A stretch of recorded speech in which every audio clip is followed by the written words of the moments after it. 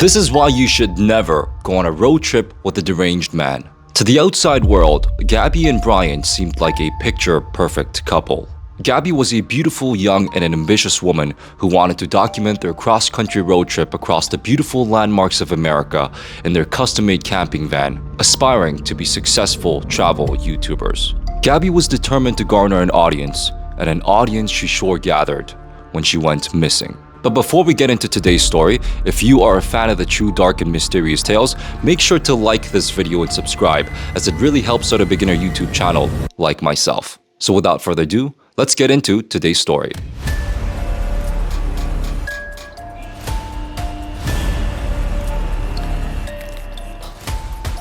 Gabby Petito was an artistic, creative, and a free-spirited girl. She was the eldest of her 6 siblings, and she also appeared in a music video along with their stepbrothers to raise awareness for gun violence in response to the Sandy Hook incident. And in March of 2019, when Gabby turned 20, she began dating her high school sweetheart, Brian Laundrie. One thing led to another, and eventually Gabby decided to move in with Brian and his parents in Northport, Florida. And by June of 2020, the couple was now finally engaged. And Gabby, with the money that she saved up rigorously for the last 2 years working as a hostess at a local restaurant, purchases a 2012 Ford Transit Connect van and converts it to a camper. And now that their camper van is now purchased and everything is ready to go, the couple spends the next month purchasing items and supplies that they would need throughout their entire road trip. And by the next month of July 2021, the couple finally departs on their long-anticipated cross-country journey. The trip started off well, with the couple visiting many scenic reservoirs in that month, including the Monument Rocks, the Great Sand Dunes National Park, and even the Bryce Canyon National Park. However, on August 21st of 2021, a distressed 911 call is made to the police. The caller claimed that a couple, later identified as Gabby and Brian, were spotted fighting in front of a local supermarket in Moab, Utah. The caller told the dispatcher that they saw a man slapping a woman, and then they frantically ran up and down the sidewalk. The man eventually caught up to the woman, slapped her once again, was involved in a few scuffles, and then they drove off. And soon after receiving the call, the police were successfully able to identify a van driving erratically down the local highway. And so the police officers pulled them over and conducted a quick traffic stop. Now, when the police officers pulled them over, the police officers noticed Gabby crying heavily in the passenger seat, where Gabby told the officers the following. All right. What's your guys' names? Gabby. Gabby, Brian? Okay. What's going on? How come you're crying? I'm sorry, we've just been fighting this morning. Some personal issues. It was a long day. We were camping yesterday, and camping got stuff, flies and stuff. I'm sorry I hit the bump there. I was distracting him from driving, I'm sorry. Can I get you to step out of the vehicle for me, man? Yeah. Just hang tight right there. Do you mind if I take your keys and just put them on your hood? You got it, buddy. I'm so Thank sorry. you. Oh, no, you're fine.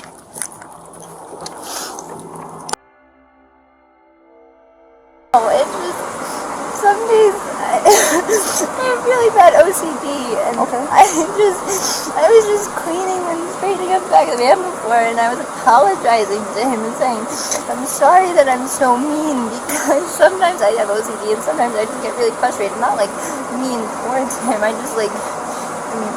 guess my vibe is like, I hear him be like in a bad mood.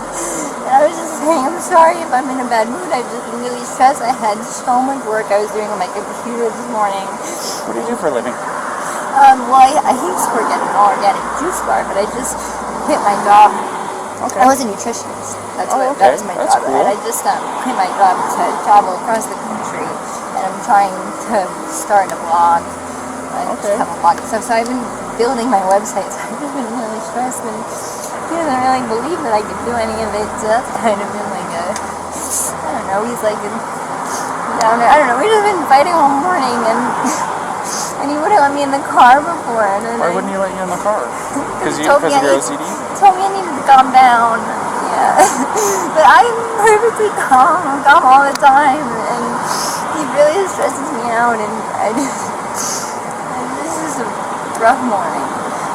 When the police officers pulled the couple over, Gabby was noticeably downplaying the physical altercation. But after the officers noticed some bruise marks on her hand and her face, He suggested her just to be honest, and after a bit of persuasion and convincing, Gabby told the officers that Brian repeatedly instructed her to shut up and also attempted to grab her face, which produced the injury that the police officer identified. At this particular traffic stop, Brian and Gabby didn't say much. Neither Brian nor Gabby wanted to press charges upon one another, and the police officers characterized this incident as a mental breakdown rather than a domestic violence which would have required an immediate arrest. And as a safety precaution, the police separated the couple, arranging for Brian to spend the night at a local motel and for Gabby to continue riding along in the van, forcing an unexpected closure and separation during their long-anticipated road trip. Now, if things ended here, and this was the end of it, the story would not be as galvanizing. However, it certainly did not.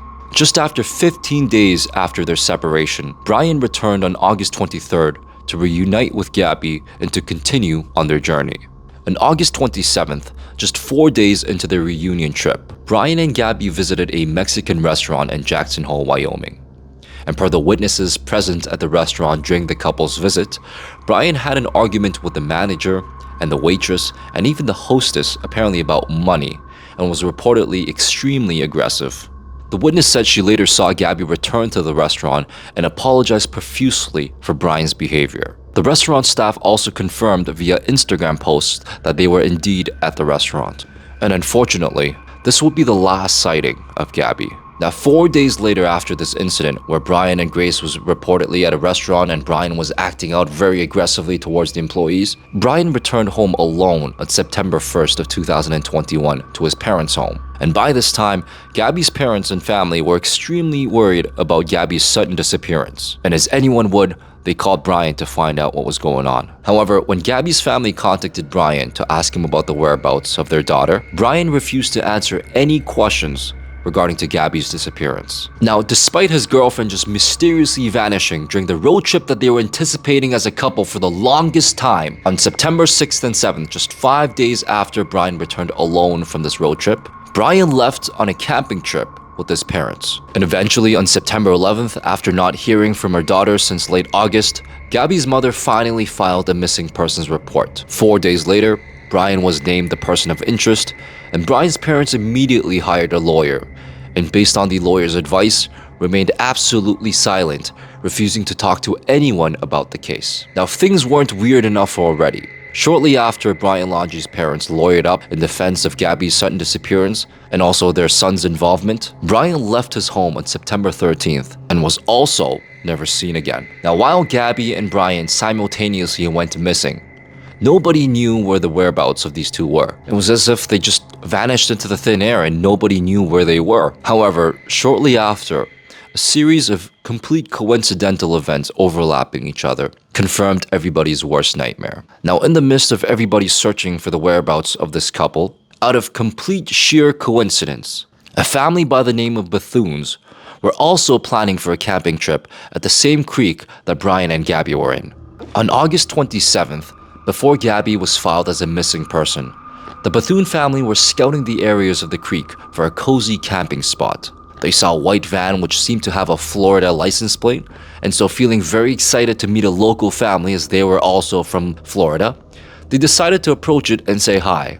However, as they got closer to the van, they noticed it was very dark and unoccupied, and not thinking much at the time, they thought they went on a hike or something and they just weren't in their van, and they just continued on their camping trip. A few days later, Gabby's missing case was now widespread and was receiving international attention. The Bethune family, recalling the odd van encounter that they had a few days earlier, decided to run back the tapes and realized that it was an exact match of the van that Gabby and Brian were riding in.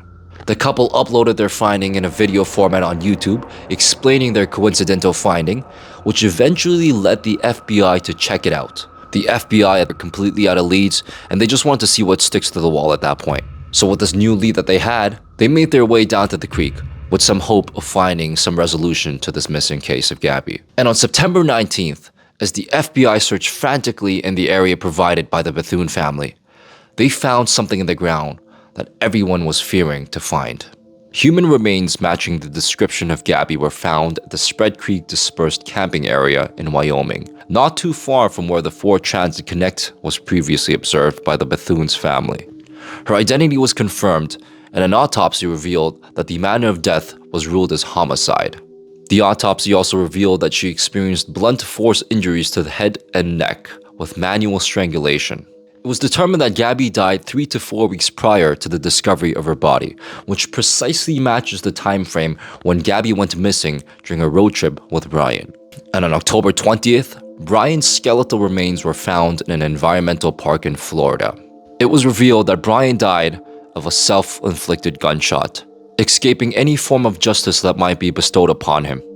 And at the end of the day, he got away with committing one of the most heinous murders of all time.